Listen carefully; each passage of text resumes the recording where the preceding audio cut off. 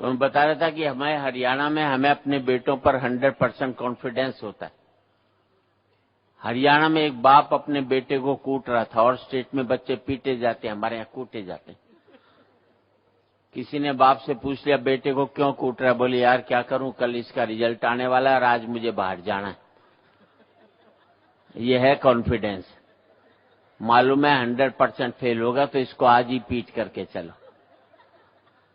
अच्छा, मैं तो Shri Ram college of commerce में पढ़ा, बेस्ट कॉलेज माना जाता है। सेकंड ईयर में फेल हो गया। मैंने अपने बाप को 6 महीने तक पता नहीं लगने दिया कि मैं फेल हो गया। इसे कहते हैं मैनेजमेंट। ये एमबीए वाले क्या खा करके करेंगे जो मैंने किया था। और 6 महीने बाद मेरे दोस्त ने बापू से शिकायत की कि सुरेंद्र शर्मा फेल हो गया। तो बापू ने कहा फेल हो गया तो क्या हो गया, इम्तिहान कोई कुंभ का मेला है जो 12 साल में आएगा, अगले साल दे लेगा, इसमें क्या फतारी है। हम बच्चों को इतना तनाव देते हैं कि आज 5वीं 6ठी क्लास के बच्चे आत्महत्या करने लग गए। हमने बच्चों का बचपन मार करके रख दिया। इससे बड़ा अपराध माँ बाप कभी भी जिंदगी में नहीं कर सकते। जैसा जो बच्चा है किसी तरह जो कभी बढ़ता है कभी छोटा होता है। मैंने बालिया साहब, मैंने अपने बेटे से कह दिया था देख तू 50% से ज्यादा नंबर मत लियो, क्योंकि मेरे 51 आए थे। ज्यादा लिया था जिंदगी भर चिढ़ाता रहता। 45% लिया आया, 95% लिया था अमेरिका भाग लेता। 45% लिया है, मुझे छोड़कर गाजियाबाद भी नहीं भाग सकता। और मैं बात पर आपका इस पर आशीर्वाद चाहूंगा साहब, मेरा सुख ये नहीं है कि मेरा बेटा अमेरिका में बैठकर 5 लाख रुपया महीना कमा रहा है।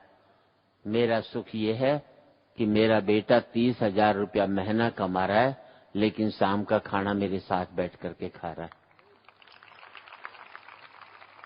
हमने जिंदगी में सारे सुख पैसों में तब्दील कर दिए, तब जाकर के मुल्क में भ्रष्टाचार पैदा हुआ। पैसा एक सुख माना जाता था, अब हमने उसको एकमात्र सुख मान लिया, तब जाकर के भ्रष्टाचार पैदा हुआ। और इस हद तक पैदा हुआ कि मैं कीड़े मारने की दवाई लाया था, उसमें भी कीड़े पड़ गए। कीड़े नहीं मरे तो भ्रष्टाचार है, कीड़े पड़ जाएं तो ये। और मैं तो यहाँ पर बच्चे काफी संख्या में हैं, और हरियाणा में बच्चे तो प्रैक्टिकल होते हैं। वो बाप टीचर ने बच्चे से पूछ लिया, मान ले एक खेत को 15 आदमी 20 दिन में जोतते हैं, तो उसी खेत को 25 आदमी कितने दिन में जोतेंगे। तो बच्चा खड़ा हो लिया, बोले मास्टर जी एक बार बता, जब खेत एक बार जुत गया तो दोबारा जोतने की क्या जरूरत पड़ी भाई। जो काम हो गया उसे बार बार क्यों करवाना चाह रहे हो। अच्छा, बच्चे घर की पोल पट्टी भी खोल देते हैं। अब यहाँ बच्चे तो बच्चों से संबंधित ही बात कर, बच्चे घर की पोल पट्टी खोल देते हैं। वो मास्टर ने बच्चे से पूछा, मान ले मैंने तेरे फादर को 1 लाख रुपए दिए 10% इंटरेस्ट, 2 साल बाद तेरे पिताजी कितने रुपए लौटाएंगे। बच्चा बोला जी एक भी नहीं। मास्टर ने चाटा मारा, बोले बेटे तुम हिसाब नहीं जानते। बच्चा बोले मास्टर जी मैं तो हिसाब जानता हूं, पर आप मेरे बाप को नहीं जानते, उन्होंने आज तक किसी का नहीं लौटाया, तो तेरा कहां से लौटाएगा। अच्छा, यहां पर तो सरीन साहब बच्चे कंट्रोल में भी रहते। अमेरिका चले जाओ तो माँ बाप की छाती पर डिस्को करते, क्योंकि पहली क्लास में टीचर बच्चों को पढ़ा देता है, माँ बाप चाटा भी मारे तो 911 को फोन कर देते।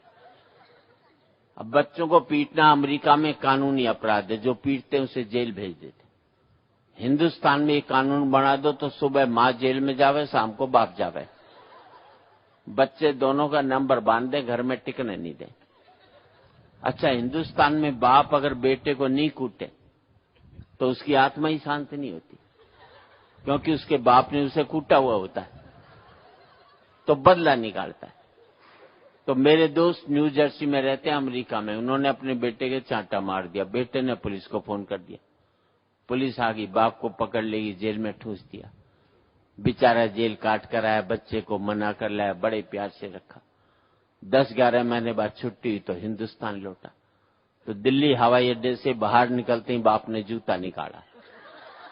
और बच्चे को घर तक कूटता हुआ ले गया। साले अब कर थाने में फोन, देखें कौन तुझे बचा। हंसने की बात नहीं, तब मुझे पता लगा ये अमेरिका में जो भारतीय वो हर साल हिंदुस्तान क्यों आते हैं। पहले मैं यही समझता था देश से बड़ा प्यार करते, तब पता लगा बच्चे कूटने के लिए हिंदुस्तान में आते हैं। हंसी मजाक की सैकड़ों बातें हैं।